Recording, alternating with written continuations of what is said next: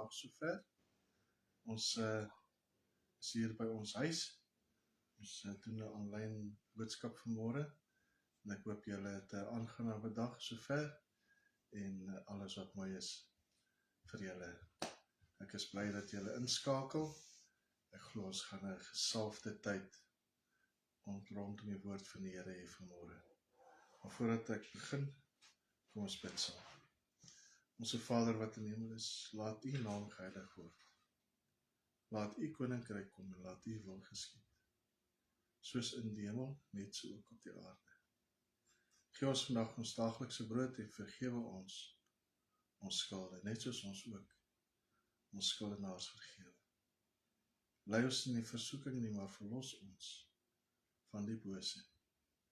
Want aan U behoort die koninkryk en die krag en die heerlikheid tot in alle ewigheid. Amen. Amen. Is dit nie 'n wonderlike gebed om te bid elke dag? Julle weet, ons kan hierdie gebed bid soveel as wat ons wil. Elke dag, die hele dag. Want dit is die gebed wat die Here vir ons gegee het om te bid. Amen. So awesome om te weet dat die Here in beheer is. Dat hy ons daaglikse brood is. En dat ons sondes kan bely vir almagtige God. Amen. Kom ons delf in die woord. Ek het laasweek net so ter inleiding gepraat oor die goue kalf van Aaron. Ek wil vandag graag dieper delf daar. Ons kyk wat ons in die lewe van Moses kan leer en van die Israeliete en die hele situasie rondom die goue kalf. Maar kom ons lees, ons skriflesing vanmôre is Exodus 32 vanaf vers 1. Toe die volk sien dat Moses vertoef om van die berg af te kom, het die volk rondom Aaron versamel en vir hom gesê: Kom, maak vir ons gode wat voor ons uittrek. Want hierdie Moses, die man wat ons uit Egipte land laat optrek het, ons weet nie wat van hom geword het nie. Vers 2, en Aaron sê vir hulle: Ruk die goue ringe wat aan die ore van julle vroue, julle seuns en julle dogters is, en bring dit vir my. Toe het die hele volk die goue ringe afgeruk wat aan hulle ore was en dit aan Aaron gebring. En hy het dit uit hulle hande geneem en dit met die bytel bewerk en daar 'n gegote kalf van gemaak. Daarop sê hulle: Dit is jou gode, o Israel, wat jou uit Egipte land laat optrek het. Toe Aaron dit sien, het hy daarvoor 'n altaar gebou. En Aaron het uitgeroep en gesê: Môre is daar fees tot eer van die Here. En hulle het die ander dag vroeg klaargemaak. Dit is nou die volgende dag. En brandoffers geoffer en dankoffers aangebring. Daarop het die volk gaan sit om te eet en te drink. En hulle het opgestaan om te speel. En in vers 7 sê die volgende: Toe sê die Here vir Moses: Gaan heen, klim af, want jou volk wat jy uit Egipte land laat optrek het verderflik gehandel.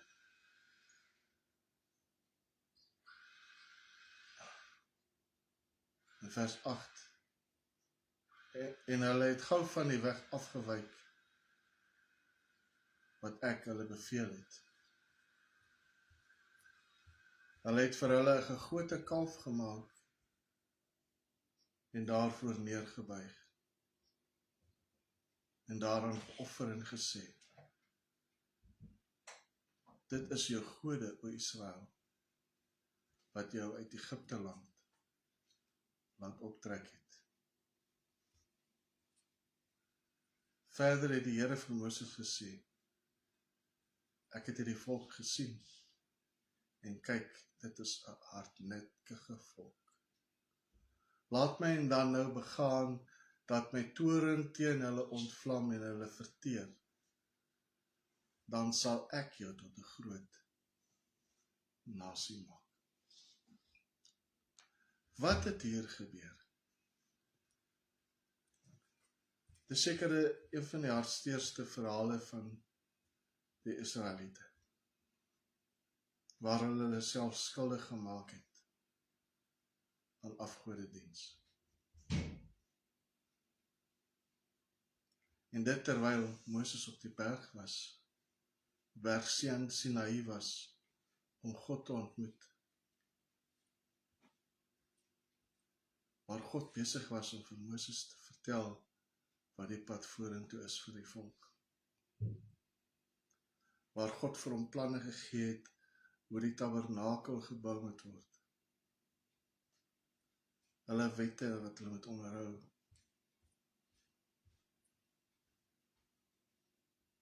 Die tabernakel wat God wil gehad het, gebou moes word, om sy heerlikheid op aarde onder die volk te laat manifesteer. Daardie blauwdruk het God vir Moses gegee op die berg Sinaï. Tot vir 40 dae was Moses op die berg. En hier is die volk, gedurende daardie tyd waar God vir Moses sê, presies hoe om die tabernakel te bou, is die volk besig om 'n afgod te bou. Is dit nie hartseer nie, dat die God wat met hulle bemoeienis gemaak het, wat hulle uit Egipte land laat optrek het, wat hulle gered het uit slawerny uit,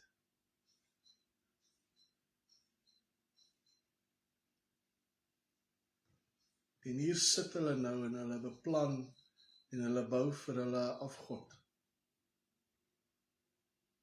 'n goue kalf.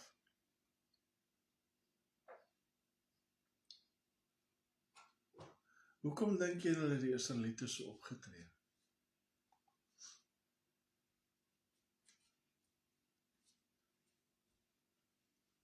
Hulle het gewag. Hulle was vir 40 dae, soos gesê, het hulle gewag. En hulle het moeg geraak om so te sit en wag vir Moses om terug te kom. Hulle het heel moontlik gedink hy is dood.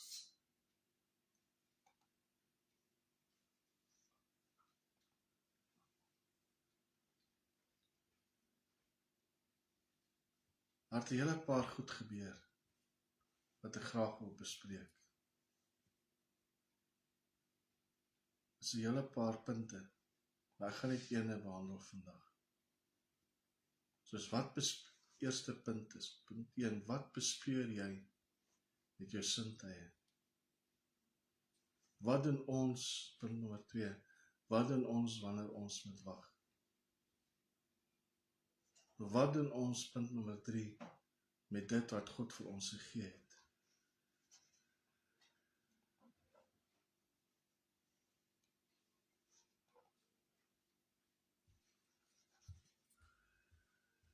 Het is so belangrik dat ons moet weet, wat is God mee besig in ons lewens?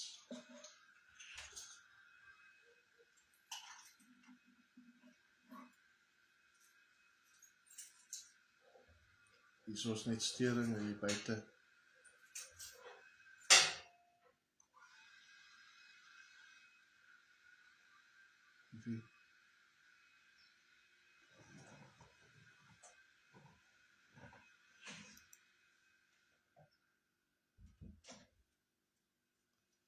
Punt nommer 4, wat aanbid ons? En die laaste punt is God nog die objek van jou aanbidding? So kom ons bespreek punt nommer 1. Wat bespeer jy met jou sintuie vandag? Vers 1 in Exodus 32 staan die volgende geskryf. Toe die volk sien dat Moses vertoef om van die berg af te kom, het die volk rondom Aaron versamel en vir hom gesê, kom, maak vir ons gode wat vir ons uittrek. Want hierdie Moses, die man wat ons uit Egipte land laat optrek het, ons weet nie wat van hom geword het nie. Ons weet die volk het onder die voet van die berg Sinaï vir Moses gewag, en hulle het gewag, en hulle het vir hom gewag, maar hy het nie opgedaag nie. Hulle was toeskouers vir wat God besig was om te doen vir die volk, vir sy volk. Hulle kon sien en hulle kon hoor hoe God met Moses in gesprek is. Want dit is donker wolke en dit is weerligstrale en dit is donderstorms op daardie berg soos wat God met Moses gepraat het. Hulle kon aanskou dat God met hulle as sy volk bemoeienis maak. Maar hulle was net toeskouers en het gou verveeld geraak vir die gewag. Ons ken daardie gesegde wat sê, ledigheid is die duiwelse oorkussing. Wanneer jy niks het om te doen nie, is dit baie maklik dat jou gedagtes met jou rondloop.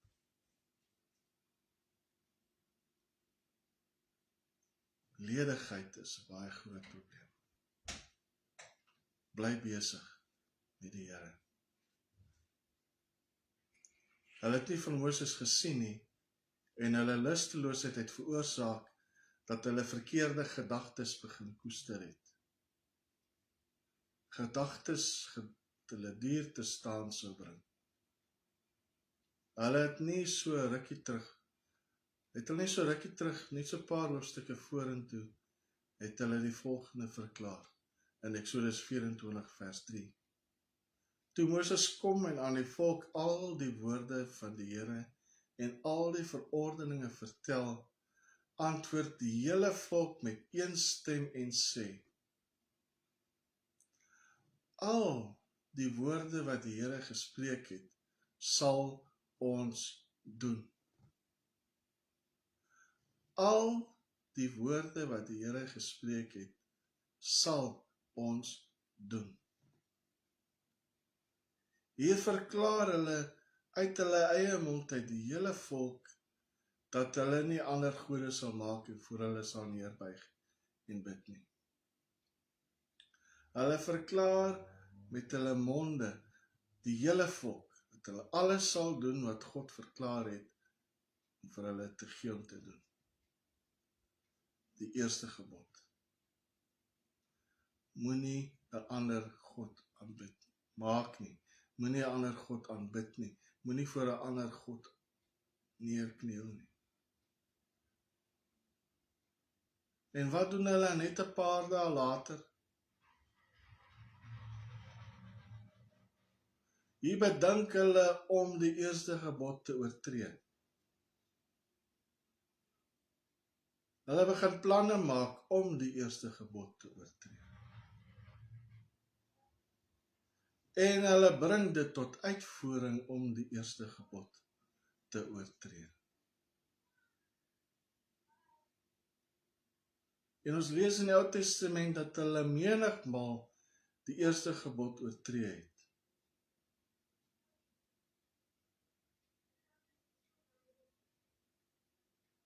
Hulle het dit gedoen menigmaal. Ons lees dit in Rigters, ons lees dit in Samuel, ons lees dit in Konings en Kronieke, die hele Ou Testament deur, hoe hulle self skuldig maak aan afgodediens. Hoe hartseer is dit dat die God van die heelal met 'n nasie bemoeienis maak, hulle is sy uitverkore volk. En hulle hardloop agter gesneede beelde. Die God wat die heelal geskape het, Die God wat die mens en die dier en die visse en die voëls geskaap het, die son, die maan en die sterre, gaan staan hulle en maak 'n afgod en hulle aanbid dit in plek van om God te aanbid. Hulle kon hulle net nie self weerhou om agter afgode aan te hardloop. Dit is so hartseer, né? Eksodus 20 vers 3 tot 6 sê, jy mag geen ander gode voor my aangesig hê nie. Jy mag geen ander God voor my aangesig hê nie. Jy mag vir jou geen gesnede beeld of enige gelykenis maak van wat bo in die hemel is, of van wat onder op die aarde is, of van wat in die waters onder die aarde is. Jy mag nie met jou hande iets vorm wat God geskaap het en dit in die plek van God aanbid. En in vers 5, Eksodus 20, sê, jy mag jou voor hulle nie neerbuig en hulle nie dien nie. Want ek, die Here, jou God, is 'n jaloerse God, wat die misdaad van die vaders besoek aan die kinders, aan die 3de en aan die 4de geslag van die wat haat. En ek bewys barmhartigheid aan duisende van die wat my liefhet en my gebooie onderhou. Ek bewys barmhartigheid aan duisende van die wat my liefhet en my gebooie onderhou. Wat maak ons? Het ons nie ook miskien iets gebou in ons lewens wat nie God verheerlik nie? Kyk ons miskien na iets wat nie God verheerlik nie?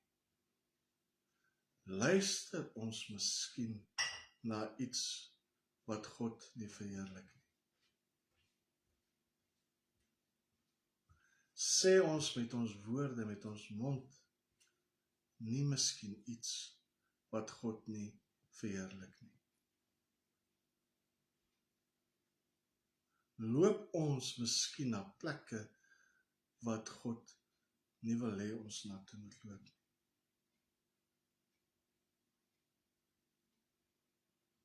Waarmee hou jy jou besig?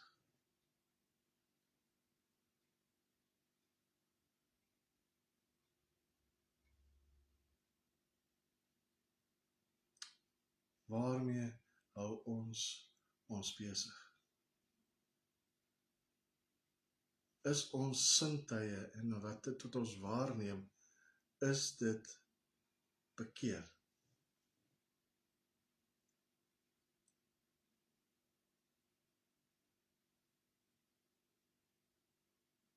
Here, help ons dat ons, wanneer ons sintuie gebruik, dat ons totaal en al gefokus sal wees op U. Ek praat met myself ook. Mense, ons kan nie ons tyd mors op dinge wat nie ewigheidswaarde het nie. Waarmee is ons besig? Is ons besig om op die fondasie van Jesus Christus met goud, silwer en edelgesteentes te bou, of bou ons met hout, hooi en stoppels? Is dit dat ons spreek voor mense, ek praat met die predikante, met die leraars, die woorde wat uit ons monde uitkom, is dit die waarheid wat God vir die mense wil gee? Of is daar miskien 'n leuen wat hier en daar inglip? Kan dit wat jy spreek van die kansel af, en dit wat jy spreek elke dag, kan jy dit staaf aan die woord van God? Die woord is baie belangrik, dit is ons swaard. Ek het gisteraan na 'n videootjie gekyk. Die predikant is in sy 90's. En hy sê die woord van die Here word as 3 tipes beskryf in die woord. Eerstens as 'n vuur, 'n hamer en 'n swaard.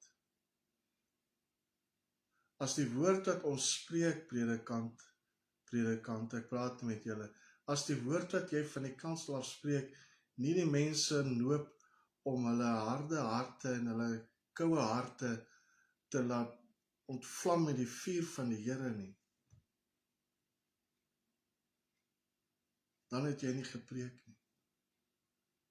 As die woord van die Here nie soos 'n hamer die mense se harde harte stikkend slaan dat daar in die plek daarvan 'n hart van vlees kom nie, dan het jy nie reg gepreek nie. As jy die woord van die Here nie as 'n swaard gebruik, dat dit deurdring na murg en been nie, en die mense hulle self sal verander nie, terugdraai na die Here toe nie, dan het jy nie gepreek nie. En ek het self gedink gisteraan toe ek dit gekyk het, is dit wat ek preek elke Sondag? Is daar vrug op die mense se lewens? Nie net op hulle lewens nie, maar is daar vrug in my lewe? Anders mors ek net my tyd. Elke Sondag na Sondag na Sondag is daar 'n boodskap wat uitgaan. Is daar 'n verandering in die mense se lewens wat dit hoor? Is daar 'n verandering in my lewe? Of ploeter ons maar voort op die pad wat die lewe genoem word?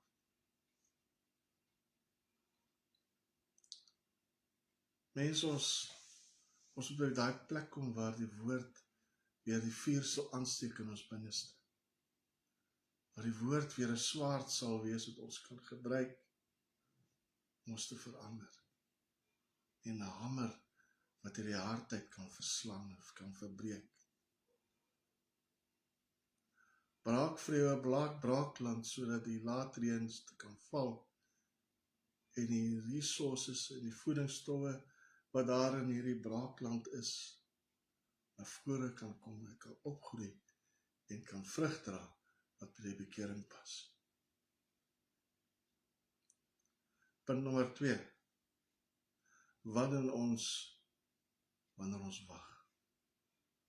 Hoe wag ons op die Here? Wat doen ons wanneer die Here vertoef om te kom met 'n antwoord? Wat doen ons in daardie periode? Wat doen ons wanneer ons soek na antwoord en ons kry nie die antwoord op die regte tyd nie?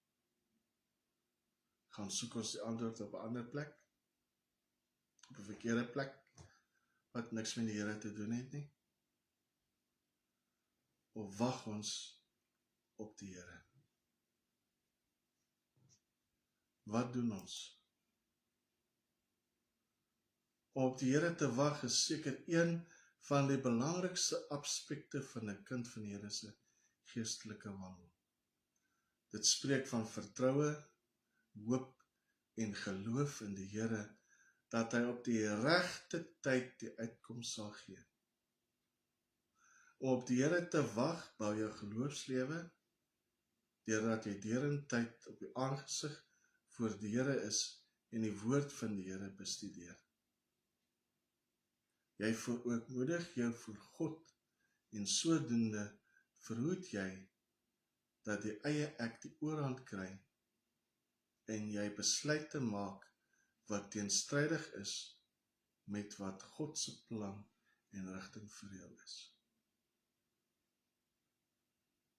Ek wil dit weer sê, om op die Here te wag bou jou geloofslewe, deurdat jy derentyd op jou aangesig voor die Here is en die woord van die Here bestudeer.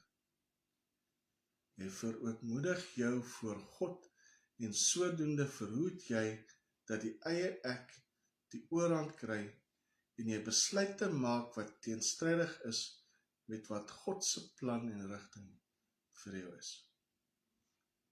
Kom ons lees Psalm 27, vers 11 tot 14. Hy begin hier: Here, leer my u weg en lei my op 'n gelyke pad vanweë my vyande. En baie belangrik, vers 12, gee my nie oor aan die begeerte van my teenstanders nie, want valse getuies het teen my opgestaan en hy wat geweld uitblaas. O, as ek nie geglo het dat ek die goedheid van die Here sal sien in die land van die lewendes nie. Vers 14, baie belangrik. Wag op die Here. Wees sterk en laat jou hart sterk wees. Ja, wag op die Here. Dis hoofletters daai, uitroepteken. Wag op die Here, uitroepteken. Wees sterk en laat jou hart sterk wees. 'n Uitroepteken. Ja, wag op die Here. 'n Uitroepteken. Ons moet op die Here wag. Die wat op die Here wag, kry nuwe krag. 'n baie goeie voorbeeld wat ons kan navolg is toe Daniël 21 dae gebid het vir 'n antwoord van God. En die engel van die Here na 21 dae na hom gekom het met die antwoord op sy gebed. Wat dink julle sou gebeur het as Dawid opgebid het na die eerste dag? God sou nie sy gebed beantwoord het nie. Soms is die Here vinnig om te antwoord, maar soms vat hy 'n bietjie lank, né? Daar's 'n Engelse spreekwoord wat sê, God is mighty slow, but he is never late. Nou onthou julle daai Engelse lied, 4 days late, moet oor Lazarus gaan. Dan gaan vir Lazarus dan nou behandel. Wat dink julle sou gebeur het as Dawid opgebou bid het op die eerste dag? God sou nie sy gebed beantwoord het. Soms is die Here vinnig om te antwoord, maar soms vat hy 'n bietjie lank na ons sin. Dit is dan wanneer ons begin planne maak vir ons eie. Dit is dan wanneer ons gedagtes begin rondloop en ons begin ander plannetjies maak. Ons leef in 'n kitswêreld waar ons alles nou gedoen wil hê.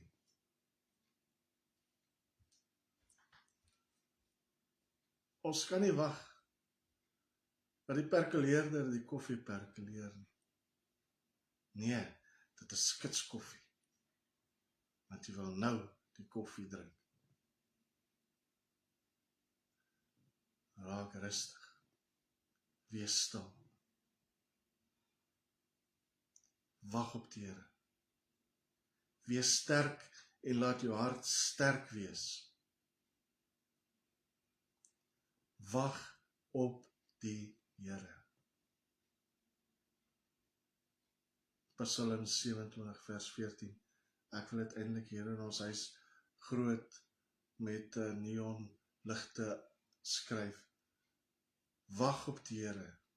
Wees sterk en laat jou hart sterk wees. Ja, wag op die Here. Wat doen jy terwyl jy wag? Of terwyl jy moet wag? Kom ons lees wat met Daniël gebeur het. Daniël 10 vers 12 en 13 sê die volgende. Toe sê hy vir my, wees nie bevrees nie, Daniël, Want van die eerste dag af dat jy jou hart daarop gerig het, om ag te gee en jou voor die aangesig van jou God verootmoedig het, is jou woorde vergehoor. En om jou woorde ontwil het ek gekom. Maar die vors van die koninkryk van die Perse het 21 dae lank teenoor my gestaan en kyk, Michael, een van die vernaamste vorste, het gekom om my te help. En ek het daar oorgebly by die konings van Persië. Wat sê jy? Die eerste dag toe Daniel begin bid het, het God sy verootmoediging gesien en gehoor. God het ag gegee op Daniel se pleidooi. En die woorde wat Daniel gespreek het, het God genoop om te reageer. Die eerste dag al. Maar dit het 21 dae gevat vir Daniel om die antwoord te kry.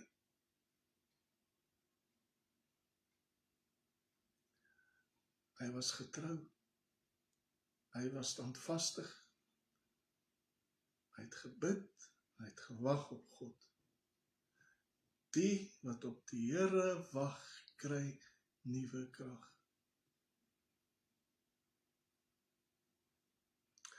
En ons sien dit in dieselfde situasie in die Nuwe Testament, waar Jesus self 4 dae vertoef het om na Lazarus se huis te gaan.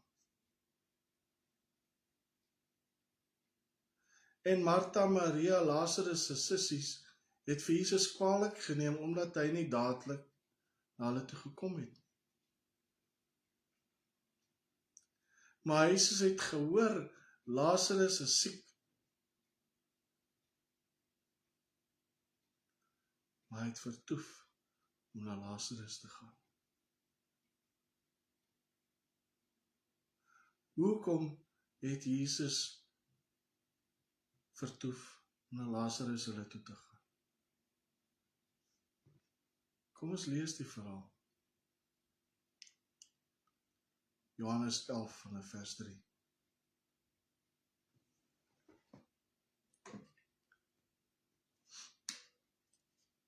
Johannes 11 vanaf vers 3.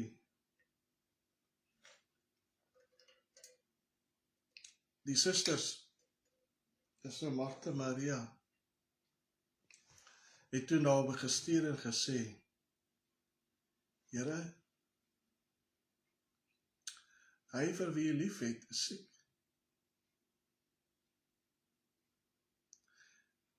En toe Jesus dit hoor sê, hierdie siekte is nie tot die dood toe nie, maar tot die heerlikheid van God, sodat die Seun van God daardeur verheerlik kan word. En Jesus het Martha en haar suster, dis Maria, en Lazarus lief gehad. En toe hy hoor dat hy siek is, het hy 2 dae vertoef in die plek waar hy was. Eers daarna sê hy aan sy disippels, laat ons weer na Judea gaan. Onthou, daai tyd was daar nie vliegtuie en karre en treine en al die dergelike nieuwerwetse goed wat ons mee rondry nie. Hulle moes geloop het. En is nou 2 dae sedert Jesus die nuus gekry het oor Lazarus. En heel moontlik was dit 'n 2 dag reis vir hulle om na Lazarus toe te gaan. En ons lees in die woord dat Jesus na 4 dae by Lazarus hulle opgedaag het. Maar dis nou tussen hakies. Nou vers 8 sê die volgende. Toe die disippels hoor dat Jesus sê, laat ons weer na Judea gaan, sê hulle die volgende. Ek die disipels sê vir hom, Rabbi, die Jode het onlangs probeer om u te stenig. En u gaan weer daarna toe.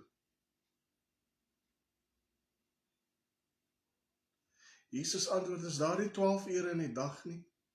As iemand in die dag wandel, stamp hy hom nie, omdat hy die lig van hierdie wêreld sien. Wie is die lig van die wêreld? Jesus. Maar hy sê ook vir ons is die lig, né? En die sout. Johannes 11 vers 10 sê hy dan verder, maar as iemand in die nag wandel, stamp hy hom omdat die lig nie in hom is nie.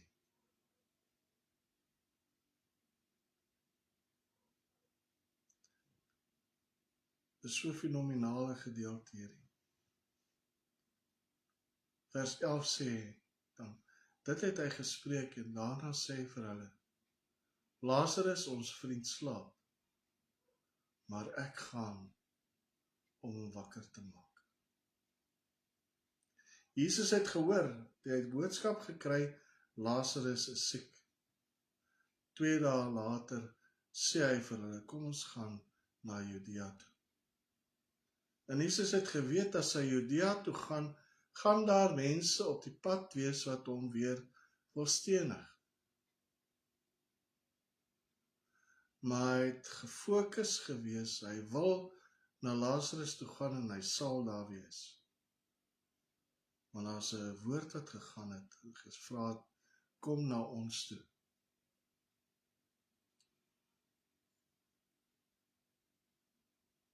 Wat gebeur wanneer ons vir die Here vra vir hulp? Gaan hy nie ook miskien sê, die Here het onlangs probeer om u te stenig en gaan nie weer daarna toe nie? Jesus het nie geworry oor wat die mense hom wil doen nie, hy wil by Lazarus uitkom. Want hy sê daar in die begin, vers 4, hierdie siekte is nie tot die dood toe nie, maar tot die heerlikheid van God, so die Seun van God daardeur verheerlik kan word. Hy het geweet wat die uiteinde gaan wees van hierdie verhaal met Lazarus. Hy het geweet wat gaan gebeur. En hy het nie geworry, hy was nie bekommerd oor wat mense gaan doen aan hom nie. Want hy gaan nou weer deur Judea moet gaan, en as mense wat hom wil stenig. Hy was nie bekommerd daaroor nie, want hy het geweet, hy moet na Lazarus toe gaan. Hy het geweet wat die uiteinde gaan wees daarvan. Jesus het op die eerste dag die roepstem gehoor van Martha en Maria. Soos wat God vir Daniel gehoor het op die eerste dag, het God vir jou ook gehoor, toe jy eerste keer op jou knie gegaan. Hou net aan, die wat op die Here wag, kry nuwe krag. Volgens Psalm 27. Jesus het presies geweet wat die uiteinde van hierdie situasie gaan wees, en het geweet, God gaan verheerlik word deur Lazarus se lewendmaking. Ons weet nie of vir Lazarus se sissies gedurende hierdie periode van 4 dae in konstante gebed was nie, of het hulle daar in hulle huisie gesit en worry oor Lazarus, dat hy nou nie nog sieker gaan word en gaan doodgaan. Ons weet nie wat die toestand van hulle harte was. Maar Jesus het gehoor, en hy gaan die uitkoms gee, al kos dit sy lewe. Soos wat ons gelees het, dat daar mense was wat gewag het in Judea om te stenig. Jesus gee ook 'n sleutel vir ons om te onthou. In vers 9 en 10 sê hy, ons moet in die lig wandel, sodat ons nie ons voet stamp nie. Fokus op die Here wat die lig van die wêreld is. Die wat op die Here wag, kry nuwe krag. Wanneer ons opreg is in die wag op die Here is die eindproduk dat ons geestelik sterker is en die Here se plan vir ons is bereik. Onthou die uiteinde van Lazarus, God het hom uit die dode opgewek. Ons vind ons bemoediging in die woord van God, gebed en woord. Ons kry ons bemoediging in die woord van die Here, die handleiding vir die mens, die eienaarshandleiding wat God geskryf het vir die mens. Jesaja 40 vers 8 vanaf vers 28 sê, weet jy dit nie, of het jy dit nie gehoor nie? 'n ewige God is die Here, skepper van die eindes van die aarde. Hy word nie moeg of mat nie, daar is geen deurgronding van sy verstand nie.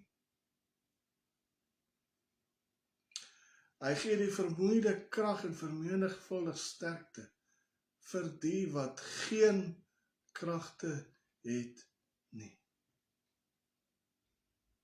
Voel jy vanoggend vermoeid? Voel jy vanoggend belas? Besef hier vanmôre dat God vir jou krag gee. En hy vermenigvuldig jou sterkte wanneer jy geen kragte het. In vers 30 sê die jonges word moeg en mat en die jongmanne struikel selfs. Maar die wat op die Here wag, kry nuwe krag. Hulle vaar op met vleuels soos die arende. Hulle hardloop en word nie moeg nie, hulle wandel en word nie mat nie. Die wat op die Here wag, kry nuwe krag. Die Here is ons bron. Hy is ons kragbron. Hy is ons ligbron. Moenie agter al hierdie ander goed aanhardloop nie. Soos wat die Israeliete agter afgode aangehardloop het. Dis alles counterfeits, dis alles vals.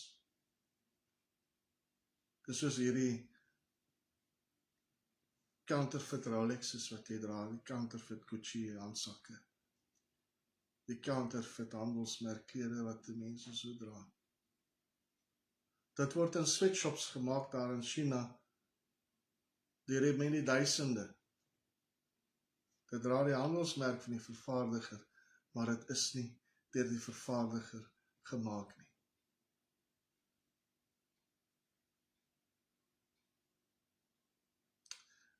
Moenie jou skuldig maak aan counterfeits. Kom terug na die Here toe.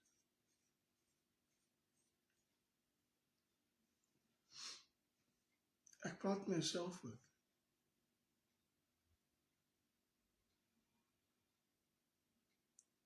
Klaagliedere 3 vanaf vers 21. Ek is amper klaar. Dit is my laaste skrifgedeelte.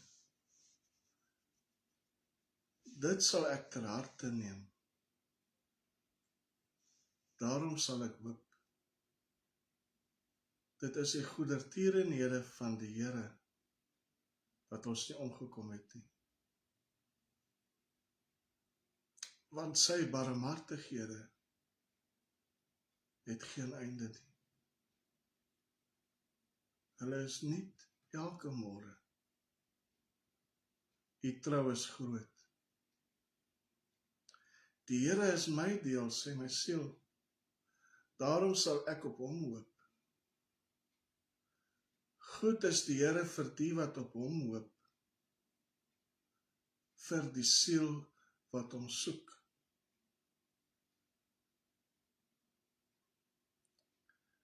En dan sluit hy af, dit is goed om in stilheid te hoop op die hulp van die Here.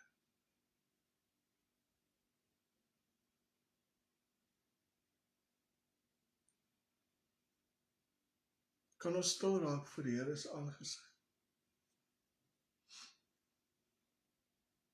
En net onsself herinner aan hoe goed hy vir ons is.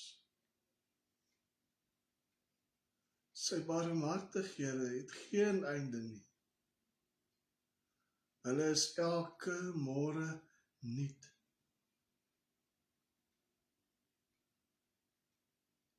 Waaroor worry ons oor die dag van môre? Vandag is God se barmhartighede nuut vir jou.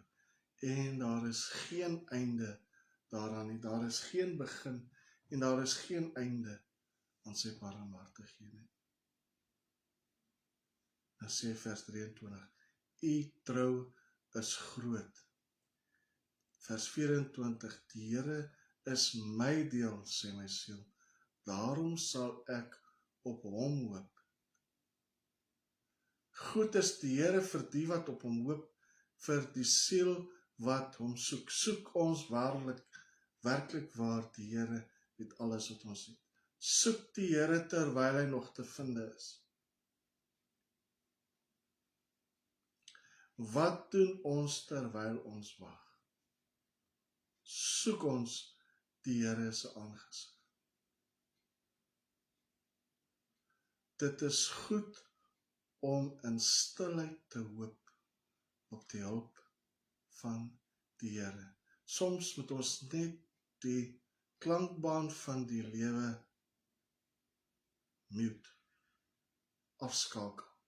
Druk daai mute knoppie, dat die geraas van die lewe net kan stil raak in jou lewe. Dat jy die stem en die influistering van die Here kan hoor. Dit is goed om in stilheid te hoop op die hulp van die Here.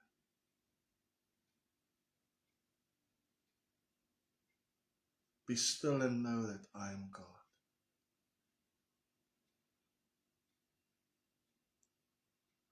Na waters waar rus is, lei hy my heen. Hy verkoop my siel. Hy maak my hoof vet met olie. My beker loop oor. Al gaan ek deur 'n dal van doodskade weer, ek sal geen onheil vrees nie, want U, Here God, is met my. En dan sluit hy af met, ek sal in die huis van die Here bly tot in lengte van dae. Die Here is my herder. Niks sal my ontbreek, want sy goedertierenhede en barmhartighede het geen einde nie. Hulle is elke môre nuut.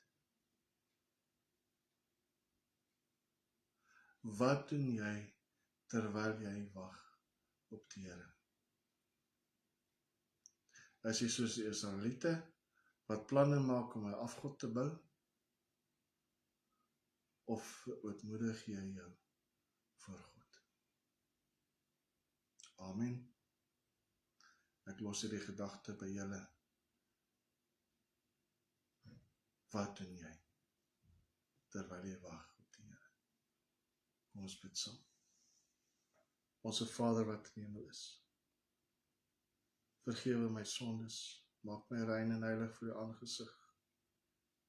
Vergewe my waar ek ook partykeer, terwyl ek moet wag op U, U aangesig moet soek, dat ek mee besig gaan met allerlei ander goed wat nie ewigheidswaarde het.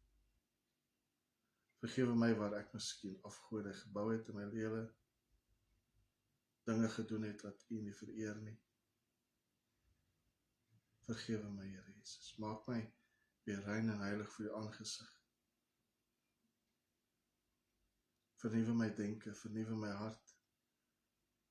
Dat die woord soos 'n hamer hierdie hardheid sal wegbrand en wegslaan soos 'n verterende vuur. En dat die swaard die woord deur sal dring na murg en been. Ek bid dit nie net vir my nie, maar ek bid dit vir elke persoon wat hierdie boodskap gaan hoor, Here, dat hulle self sal bekeer. Dat hulle gedagtegange sal verander, dat hulle paradigma skuif sal maak van die manier hoe hulle dink wêrelds, as hulle miskien wêreld gefokus is, dat hulle daai paradigma skuif sal maak om God gefokus te wees. Want ons hulp is van U, Here, wat hemel en aarde geskaap het. Ons hulp is nie van die wêreld nie, ons hulp is van U, Here. Ek bid vir elke persoon dat jy hulle sal seën, dat jy hulle grondgebied sal uitbrei, dat jy hulle sal help, Here. Die barmhartighede is nie elke môre, dit is onuitputlik. Dat die mense dit sal besef, dat hulle dit sal besef, Here, in U naam bid ons dit. Laat U naam geheilig word, laat U koninkryk kom. Baie dankie julle, baie dankie dat julle saam met my was die vanoggend, ons tyd saam met mekaar kon spandeer rondom die woord. Ons dank en ons loof U. Dankie julle, tot ons weer mekaar sien.